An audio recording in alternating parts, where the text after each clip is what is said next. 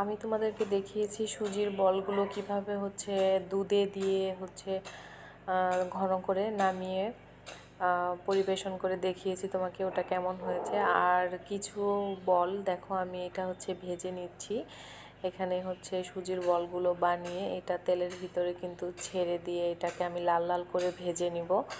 যতক্ষণ অবধি দুইটা পাশ সুন্দরভাবে ভাজা না হচ্ছে ততক্ষণ অবধি কিন্তু আমি এটা ফ্রাই প্যানে ভেজে নিব। তো সুজির বলগুলো হচ্ছে করে অনেক সময় ফ্রোজেন করা যায়। আমি যেমন এটা গতকালকে করে রেখেছিলাম, আজকে কিন্তু হচ্ছে আমি এটাকে ভেজে নিচ্ছি। এটা কিন্তু চাইলে তোমরা ফ্রোজেন করে রাখতে পারো। এটা 1-2 সপ্তাহ সুন্দরভাবে এটা থাকবে, কোনো সমস্যা হবে না। তোমরা যখন মন চায় এটা বের করে কিন্তু ভেজে নিতে পারো।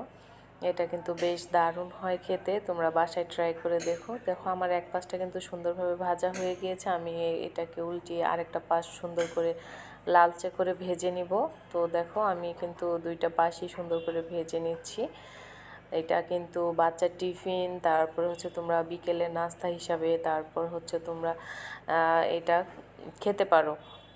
এটা ফ্রোজেন করা যায়, কোনো সমস্যা হয় না। এটা কিন্তু খেতে খুবই অসাধারণ হয়। তো তোমরা চাইলে এটা করতে পারো। দুইটা পাশ সুন্দরভাবে ভেজে নিই এটাকে। দেখো আমার কিন্তু ভাজা শেষ হয়ে গিয়েছে, এখন আমি নামিয়ে নিব।